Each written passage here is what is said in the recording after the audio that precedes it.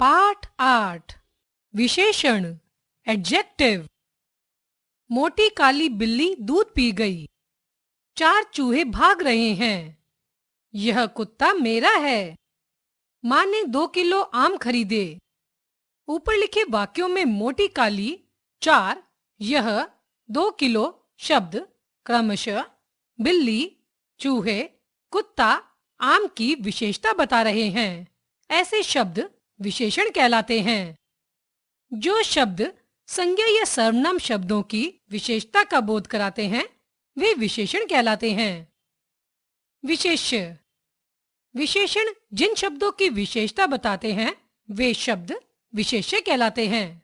ऊपरी लिखित वाक्यों में काली मोटी, 4, यह, 2 किलो शब्द विशेषण हैं तथा बिल्ली, चूहे, कुत्ता, आम शब्द विशेष्य हैं। प्रविशेषण। कभी-कभी विशेषणों के भी विशेषण होते हैं, उन्हें प्रविशेषण कहते हैं। जैसे मानसी बहुत सुंदर है, आज बहुत अधिक गर्मी है। बिल्कुल सुनसान रास्ते में मुझे डर लगता है। मेरा मित्र घोर परिश्रमी है। इन वाक्यों में बहुत, बिल्कुल, घोर शब्द अपने साथ क्रमशः सुंदर, अधिक, सुनसान, परिश्रमी विशेषणों की विशेषता में और अधिक वृद्धि कर रहे हैं। ये प्रविशेषण हैं। विशेषण के भेद। विशेषण के 4 भेद हैं: गुणवाचक विशेषण, परिमाणवाचक विशेषण, संख्यावाचक विशेषण व सार्वनामिक विशेषण। विशेषण गुणवाचक विशेषण, परिमाणवाचक विशेषण, निश्चित परिमाणवाचक विशेषण, अनिश्चित परिमाणवाचक विशेषण, संख्यावाचक विशेषण, निश्चित संख्यावाचक विशेषण, अनिश्चित संख्यावाचक विशेषण। सार्वनामिक विशेषण। 1. गुणवाचक विशेषण। निम्नलिखित गद्यांश को ध्यान पूर्वक पढ़िए तथा देखिए कि इनमें प्रयुक्त विशेषण शब्द किन संज्ञाओं की विशेषता का बोध करा रहे हैं। यतिन अच्छा और सुंदर लड़का है। वह शहर के बड़े विद्यालय में पढ़ता है। उसके मित्र अच्छे और चरित्रवान हैं। उसे सभी दयालु, सभ्य और चरित्रवान मानते हैं। उसका मधुर व्यवहार सबको आकर्षित करता है। उसका घर बहुत विशाल और सुंदर है। उसके माता-पिता परिश्रमी हैं। उसे लालची और आलसी व्यक्ति पसंद नहीं है। ऊपरी लिखित वाक्यों में रंगीन मोटे पद अपने अपने विशेषों के रंग रूप तथा गुण दोष का बोध करा रहे हैं। ये गुणवाचक विशेषण हैं। जो विशेषण अपने विशेष्य के गुण दोष तथा रूप रंग का बोध कराता है उसे गुणवाचक विशेषण कहते हैं। कुछ प्रमुख गुणवाचक विशेषण इस प्रकार हैं: गुण, सरल, योग्य, उदार, परिश्रमी, ईमानदार, बुद्धिमान, चतुर, कृपालु, अच्छा, पवित्र, प्रतिभाशाली, उजला, मोहक, सच्चा, दानी, दयालु आदि। दोष, बुरा, कठोर, दुष्ट, हीन, नीच, अपवित्र, भयानक, कुटिल, अयोग्य, क्रोधी, पापी, कपटी आदि। रंग रूप, गोरा, काला, गेहुआ, गुलाबी, सुंदर, आकर्षक, प्रभावशाली, मधुर, सरस, कोमल, पीला, नीला, हरा, लाल, चमकीला, गुलाबी, सुनहरा आदि। आकार प्रकार, गोल, चौरस, लंबा, खुरदरा, मोटा, पतला, लघु, दीर्घ, चौकोर, छोटा, नीचा, बड़ा, स्थूल, हल्का, भारी, तिकोना आदि। अवस्था, बलवान, कमजोर, रोगी, दरिद्र, अमीर, बच्चा, जवान, वृद्ध, प्रौढ़, अधेड़, युवा आदि। स्थिति, अगला, पिछला, ऊपरी, बाहरी, स्थिर, डामाडोल आदि। देशकाल, पंजाबी, भारतीय, बंगाली, नेपाली, गढ़वाली, प्राचीन, ऐतिहासिक, आधुनिक, ताजी, बासी आदि। स्वाद, खट्टा, मीठा, कड़वा, फीका, मधुर, नमकीन। गंध, सुगंधित, गंधहीन, खुशबूदार, सौंधा, बदबूदार। दिशा, पूर्वी, पश्चिमी, उत्तरी, दक्षिणी। स्थान, देशी, विदेशी, बाहरी, ग्रामीण, भारतीय, रूसी, जापानी, चीनी, बनारसी, बिहारी आदि। स्पर्श, नरम, कठोर, कोमल, चिकना, खुरदरा आदि। 2. परिमाणवाचक विशेषण। निम्नलिखित वाक्यों को ध्यान से पढ़िए। यतिन ने 2 किलो मिठाई खरीदी। 10 टन अनाज खराब हो गया। भिखारी को थोड़ा आटा दे दो। कुछ मीटर रिबन ले आओ। इन पर्दों में 10 मीटर कपड़ा लगेगा। पिताजी ने गाड़ी में केवल 5 लीटर पेट्रोल डलवाया। उपयुक्त वाक्यों में 2 किलो, थोड़ा, 10 टन तथा कुछ मीटर, 10 मीटर, 5 लीटर ऐसे पद हैं जो क्रमशः मिठाई, आटा, अनाज, रिबन, कपड़ा तथा पेट्रोल आदि विशेषों की परिमाण बोधक विशेषता का बोध करा रहे हैं। इसलिए ये सभी शब्द परिमाणवाचक विशेषण हैं। अतः हम कह सकते हैं कि जो पद या शब्द संज्ञा या सर्वनाम के परिमाण का बोध कराते हैं वे परिमाणवाचक विशेषण कहलाते हैं। जैसे कुछ, थोड़ा, बहुत, अधिक, 2 टन, 5 लीटर, 4 किलो, 10 गज आदि। परिमाणवाचक विशेषण के 2 भेद हैं। क निश्चित परिमाणवाचक, ख अनिश्चित परिमाणवाचक। क निश्चित परिमाणवाचक विशेषण।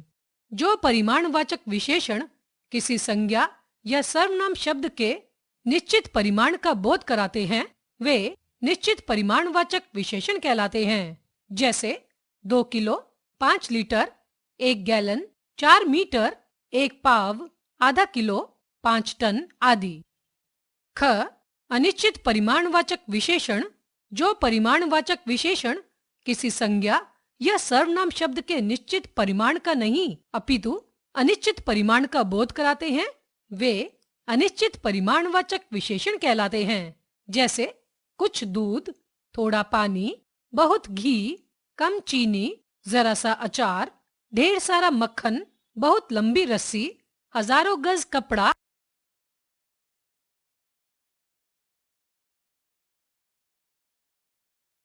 3. संख्यावाचक विशेषण। निम्नलिखित वाक्यों को ध्यान से पढ़िए।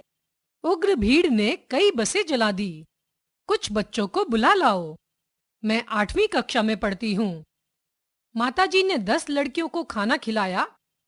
कमरे में 4 कुर्सियां हैं। उपयुक्त वाक्यों में कई, कुछ, 8वीं, 10 तथा 4 ऐसे पद हैं जो क्रमशः बसें, बच्चों, कक्षा, लड़कियों तथा कुर्सियों आदि विशेषों की संख्या संबंधी विशेषता का बोध करा रहे हैं। इसलिए ये सभी शब्द संख्यावाचक विशेषण हैं। अतः हम कह सकते हैं कि जो पद संज्ञा या सर्वनाम की संख्या का बोध कराएं वे संख्यावाचक विशेषण कहलाते हैं। जैसे 3, 4, थोड़ा, कुछ, बहुत, पहला, दूसरा, दोनों, चारों, सैकड़ों, थोड़े से आदि। आपने ध्यान दिया होगा कि उपयुक्त वाक्यों में प्रयोग किए गए संख्यावाचक पद 2 प्रकार के हैं। क निश्चित संख्यावाचक विशेषण, ख अनिश्चित संख्यावाचक विशेषण। क निश्चित संख्यावाचक विशेषण। जो शब्द संज्ञा या सर्वनाम की निश्चित संख्या का बोध कराते हैं उन्हें निश्चित संख्यावाचक विशेषण कहते हैं। जैसे 2 लड़के, 4 केले, 5 लड़कियां आदि। ख अनिश्चित संख्यावाचक विशेषण। जो शब्द संज्ञा या सर्वनाम की अनिश्चित संख्या का बोध कराते हैं उन्हें अनिश्चित संख्यावाचक विशेषण कहते हैं। जैसे कुछ, काफी, थोड़े से आदि। परिमाणवाचक और संख्यावाचक विशेषण में अंतर। कुछ वस्तुओं की गिनती की जा सकती है जबकि कुछ वस्तुओं को गिनना संभव नहीं होता। अतः उन्हें नापा या तौला जाता है। जिन वस्तुओं को नापा या तौला जाता है उनका परिमाण बताने वाले शब्द परिमाणवाचक विशेषण कहलाते हैं तथा जिन वस्तुओं की गिनती की जा सकती है उनकी संख्या का बोध कराने वाले शब्द संख्यावाचक विशेषण कहलाते हैं। उदाहरण, सोहन ने 10 किलो चावल खरीदे। परिमाणवाचक। सोहन ने 10 पुस्तकें खरीदी। संख्यावाचक। नेहा ने थोड़ा दूध पिया। परिमाणवाचक। नेहा ने थोड़े केले खाए। संख्यावाचक। 4. सार्वनामिक विशेषण या संकेतवाचक विशेषण। निम्नलिखित वाक्यों को ध्यान से पढ़िए। वे लोग घर जा रहे हैं। आपका घर सुंदर है। यह विद्यालय मेरा है। मेरा भाई बीमार है। यह लड़का बहुत चतुर है। कोई आदमी गा रहा है। कोई बूढ़ा आया है। उपयुक्त वाक्यों में वे, यह, आपका, मेरा, कोई ऐसे पद हैं जो सर्वनाम होते हुए भी क्रमशः लोग, विद्यालय, लड़का, घर, भाई, आदमी तथा बूढ़ा संज्ञाओं की ओर संकेत कर रहे हैं या विशेषता बता रहे हैं। ये सभी पद संकेतवाचक विशेषण अथवा सार्वनामिक विशेषण हैं। अतः हम कह सकते हैं, जब सर्वनाम शब्द संज्ञा पद से पूर्व लगकर विशेषण का काम करते हैं तो उन्हें सार्वनामिक विशेषण कहते हैं। जैसे ये, यह, वह, वे, कोई, कौन आदि। सर्वनाम और सार्वनामिक विशेषण में अंतर। जो शब्द संज्ञा के स्थान पर प्रयोग होते हैं वे सर्वनाम कहलाते हैं तथा जो सर्वनाम शब्द संज्ञा से पहले लगकर विशेषण का कार्य करते हैं वे सार्वनामिक विशेषण कहलाते हैं। जैसे सर्वनाम सार्वनामिक विशेषण। वह कक्षा में प्रथम आया है। वह लड़का कक्षा में प्रथम आया है। मैंने यह पढ़ लिया है। मैंने यह निबंध पढ़ लिया है। यह हमारा देश है। यह देश हमारा है। वे जा रहे हैं। वे लोग जा रहे हैं। उसमें मेरी सहेली रहती है। उस घर में मेरी सहेली रहती है। विशेषण की तुलना। जब दो या दो से अधिक व्यक्तियों अथवा वस्तुओं की तुलना करके किसी एक को कम या अधिक, अच्छा, बुरा आदि कहा जाता है तो वहाँ तुलनात्मक विशेषणों का प्रयोग होता है।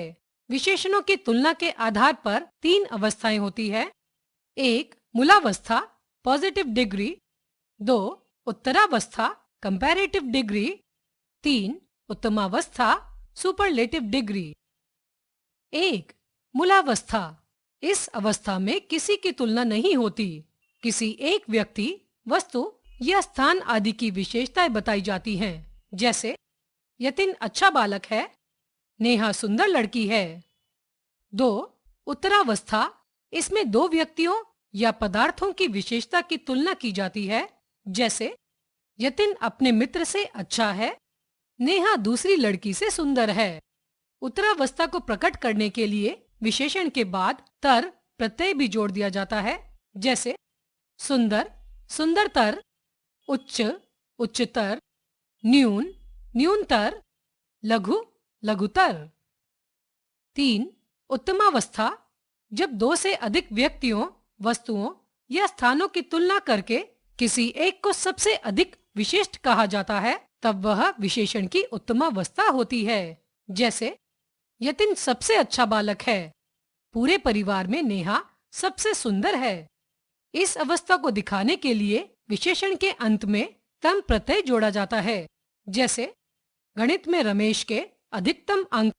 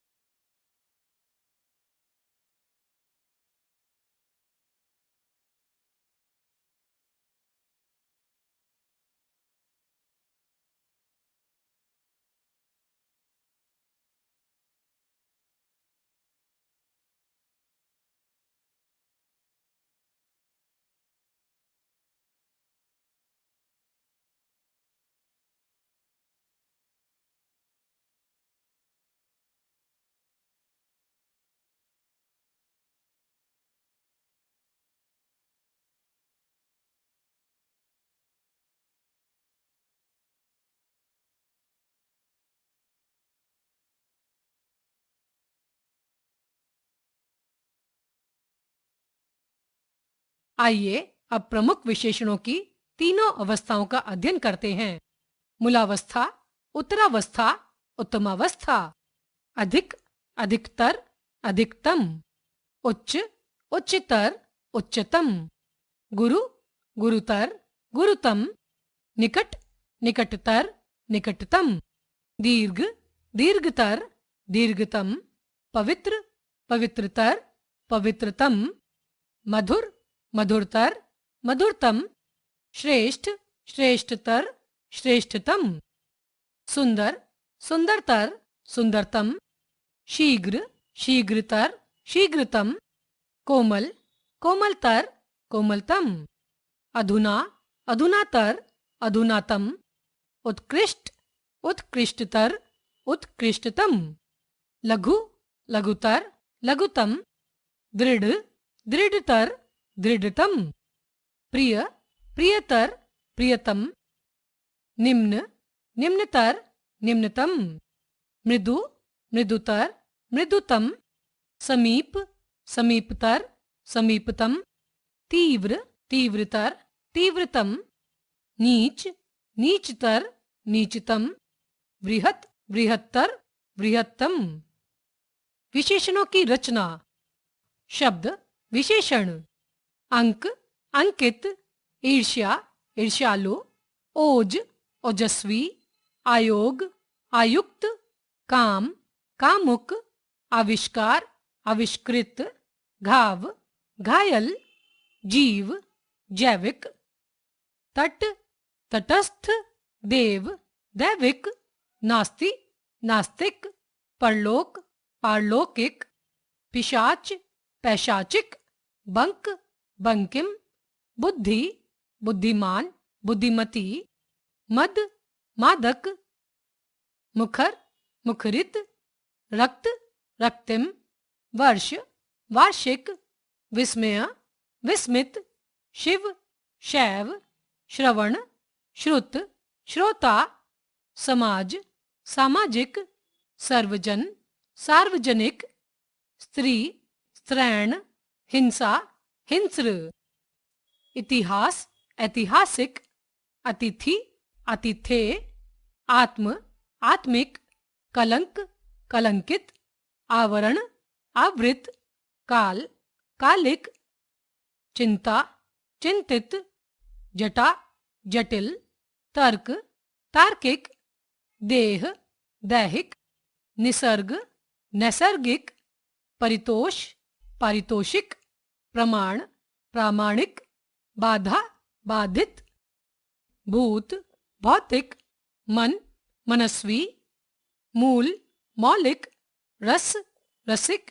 रसमय। वेद, वैदिक। विष्णु, वैष्णव। श्रद्धा, श्रद्धालु। संस्कृति, सांस्कृतिक। सप्ताह, साप्ताहिक। समुदाय, सामुदायिक। स्वाद, स्वादिष्ट। क्षत्रिय, क्षात्र। अधर्म, अधर्मी। अवलंब, अवलंबित। कर्म, कर्मठ। आलस, आलसी। क्रम, क्रमिक। गांव, गवार। चमक, चमकीला। ज्योति, ज्योतिर्मय। द्रव, द्रवित। ध्वनि, ध्वनित। नीति, नैतिक। परिवार, पारिवारिक। फेन, फेनिल। बुद्धि, बौद्धिक। भूगोल, भौगोलिक। मानव, मानवीय। यज्ञ, याज्ञिक। रोमांच, रोमांचित। विष, विषैला। शर्म, शर्मीला। श्रम, श्रमिक। संयोग, संयुक्त। संप्रदाय, सांप्रदायिक। सोना, सुनहरा। हृदय, हार्दिक। त्रास, त्रस्त। हमने सीखा संज्ञा या सर्वनाम की विशेषता बताने वाले शब्द विशेषण कहलाते हैं। जिन शब्दों की विशेषता बताई जाती है वे विशेष्य कहलाते हैं। विशेषण की विशेषता बताने वाले शब्द प्रविशेषण कहलाते हैं।